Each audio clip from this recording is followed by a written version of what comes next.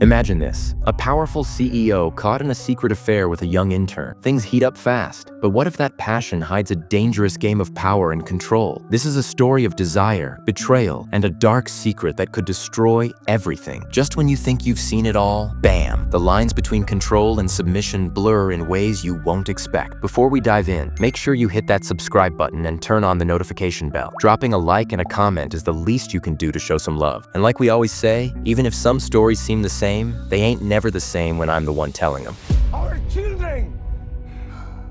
The movie opens quietly, with Romy Matis and her husband Jacob finishing their night together. But after Jacob drifts off to sleep, Romy's desires don't fade, they ignite. She slips into something darker, turning on a porno and letting her fingers explore, chasing a secret pleasure all her own. So while the house rests, Romy's craving burns hotter, alone in the shadows where no one watches but her. Oh, the sweet irony. Married, yet needing more than what lies next to her. Guess passion doesn't always come gift-wrapped. Romy Matis is no ordinary woman. She's the powerful CEO of Tensile Automation, a top tech company right in the heart of Manhattan. She commands boardrooms by day, but hides restless secrets by night. Jacob, her husband, is a theater director, an artist tangled in a world far from Romy's cold, hard business empire. Together, they raise two daughters, Isabel and Nora, balancing family life with their own tangled desires. Romy's assistant, Esme, moves through the office like a shadow, always watching, always waiting. One morning, on her way to work, Romy's world briefly shifts when a dog runs wild toward her. But just as chaos threatens, a young man named Samuel steps in with a dog treat, stopping the furry missile in its tracks. So, the powerful CEO meets a stranger in the city's chaos. And maybe, just maybe, that moment is about to shake everything she thought she controlled. Because when life throws you a curveball disguised as a dog, who knows what else is ready to break loose? Romy's world is all sharp suits and cold decisions. But then the interns arrive, bright-eyed, full of hope, and dangerous in their own way. Among them is Samuel, the young man with the dog treat and a smirk that doesn't quite match his nervous eyes. He works hard to get close to Romy, sliding into her conversations like a secret she can't ignore. And Romy, for the first time in a long while, feels the pull, dangerous and electric. So when the company's Christmas party rolls around, it's not just about holiday cheer. Samuel's there, mingling with Romy's family and her sharp-eyed assistant, Esme, blurring lines between work and something much, much riskier. Because nothing says happy holidays like temptation wrapped in a suit and a smile that could burn down an empire. Samuel chooses Romy as his mentor. But this isn't just about career advice. He's digging deeper, pushing her with questions that cut beneath her polished surface. In a quiet, private moment, the tension snaps, and Romy leans in and kisses him, an act charged with both desire and a sharp sting of regret. She pulls back, caught between craving and caution, but Samuel doesn't back down. He shows up where she least expects him, ordering her a glass of milk at a bar while she's out with colleagues, a cheeky reminder that he's in her world now. Then, with the kind of boldness only obsession fuels, he sends her a message, an invitation to meet him at his hotel room. It's a challenge wrapped in temptation, and Romy's about to find out just how dangerous crossing that line can be. Romy steps into Samuel's hotel room, heart pounding like a storm ready to break. She tries to hold control, warning him they shouldn't be tangled like this, that his bold moves cross a line. But Samuel just smiles, cool and dangerous. Power? Don't flatter yourself, he says. I hold the cards here. One phone call and everything you've built could come crashing down. Suddenly the hunter becomes the hunted. So Romy gives in, swallowed by a mix of fear and craving she can't untangle. She obeys his command, falling to her knees, her body betraying her mind. Samuel's touch mimics the scene she's obsessed with, fingers moving slow, deliberate, until an orgasm crashes over her. But instead of pleasure, tears slip down her cheeks, raw and painful. Desire and shame twist tight inside her like a knot she can't undo. Because sometimes, the darkest cravings come wrapped in chains. Romy and Samuel slip into a dangerous rhythm, secret meetings filled with whispered commands and tangled sheets. She lets him lead, surrendering to his control in ways she never dared before. In Samuel's world, Romy is no longer the powerful CEO. She's something fragile, something breaking, and with every secret touch and daring kink, the line between pleasure and pain blurs, pulling her deeper into a game she can't stop playing. Back home, The cracks start to show. Romy's frustration boils over, and she finally tells Jacob the brutal truth. She's never once had an orgasm with him. No more pretending, no more lies in the dark. Meanwhile, she watches Isabel quietly falling for a neighbor girl, and, surprisingly, Romy finds herself approving, maybe because some love feels real, even when her own feels like a storm about to crash. So while Romy's world twists and turns, one thing's clear: no one is safe from the chaos she's letting in. Samuel shows up at Romy's house uninvited, claiming he's just here to return her work computer. But everyone knows this is more than a simple drop-off. He strolls into her life like he owns it, crashing into Jacob and the girls, breaking all the rules. Romy feels the sharp sting. This is crossing a line she never wanted blurred. So she ends things, trying to shut the door on the chaos Samuel brings. But Samuel doesn't take rejection like a grown-up. Instead, he throws a tantrum, angry and petulant, the kind of dark mood that makes Romy's skin crawl. She has to soothe him, walking a tightrope between fear and control, because deep down she knows this isn't over. Not by a long shot. Sometimes the real danger isn't what you expect. It's what shows up at your doorstep, uninvited and ready to burn everything down. On a cold, windy night, Samuel corners Romy on the rooftop, his voice low but sharp like a knife. He cuts off all contact, warning her that one wrong move could spill their secret to the people who hold her fate in their hands. The city lights blur below them, but Romy feels like she's staring into a dark abyss with no way out. So Romy chases him down at his bartending job, trying to mend what's breaking. But Samuel turns away, cold and silent, like a locked door slammed shut in her face. Still, temptation pulls them back together, and when they finally meet again behind closed doors, the old fire ignites with a dangerous new heat. Samuel whispers, "Babygirl," and Romy knows she's lost in the game, caught between power, passion, and the poison they both crave. Because in this twisted dance, no one leads, everyone follows, right off the edge. Romy and Samuel's secret spins faster, their meetings moving from shadowed hotel rooms to the pulsing neon chaos of a nightclub. Every stolen moment crackles with fire and danger, like they're dancing on the edge of a cliff, one misstep away from falling. But Samuel's hunger doesn't stop at Romy. He pushes boundaries again by showing up with Esme at Nora's birthday party, stepping right into Romy's carefully built world. When Romy confronts him about Esme, their tense conversation almost blows their secret wide open, because when you play with fire, even a whisper can burn you down. And then Esme, sharp and ruthless, finds out the truth. She doesn't just threaten to spill the secret. No, she makes it clear she wants to use it. "Tell me what I want," she seems to say, turning blackmail into a weapon wrapped in silk. So now Romy's not just fighting desire or danger. She's trapped in a game where everyone's out for power, and no one plays fair. Romy's walls start to crumble under the weight of her secrets and guilt. One night, she can't hold it in anymore. She spills everything to Jacob. She admits not just the affair, but the dark, twisted thoughts she's wrestled with for years, feeling sick and trapped inside her own mind. The truth hits like a bomb, shattering the fragile peace of their marriage. Jacob doesn't hold back. He explodes in a storm of anger and hurt, not just furious about the affair, but furious that Romy never stopped to think how this would tear their daughters apart. "Get out," he snaps, his voice cold and final, sending her packing from the home they built together. So now Romy stands alone, her power stripped, her family fractured, and the price of desire finally laid bare in full. Romy arrives at her quiet country house, hoping for peace, but finds Samuel lounging in the pool like he owns the place. Their eyes meet, charged, messy, and filled with everything they've been running from. This time, Romy's ready to end it all. She wants out. No more lies, no more games. But just as she tries to pull away, Jacob shows up, storming into the scene like a man pushed to the edge. A brutal fistfight breaks out between the two men, raw anger mixing with desperation. Romy steps between them, trying to calm the storm, but then Jacob's chest tightens. His breaths come fast, panic flooding his body. Samuel, oddly gentle now, helps Jacob through the attack, grounding him until the panic fades. When Jacob finally catches his breath, Samuel leaves, vanishing like a ghost, but the damage stays, deep and permanent. Sometimes the fight isn't with your enemies, it's with yourself. Romy and Jacob come back home, bruised but trying to put the pieces of their marriage back together. They start to rebuild not just their trust, but their passion, slowly finding the spark they thought was lost. When Jacob's play finally opens, Romy watches from the audience, surprised to feel pride and even joy as the story unfolds on stage. At work, the winds of change blow. Samuel's name fades as news spreads he's moved to Japan, leaving Esme to climb the ladder as a junior coordinator. But the office isn't free from danger. An older man steps into Romy's domain, sly and smooth, offering drinks and crossing lines. Romy, sharper and stronger than before, cuts him down cold. "I'm not afraid of what you think or what you'll do," she snaps, voice ice. "Now get the fuck out of my office." Because Romy's learned one hard truth. Power isn't given, it's taken, and she's not about to lose it again. At home, Romy and Jacob try to bring something new into their tired routine. They begin to act out a scene from the porn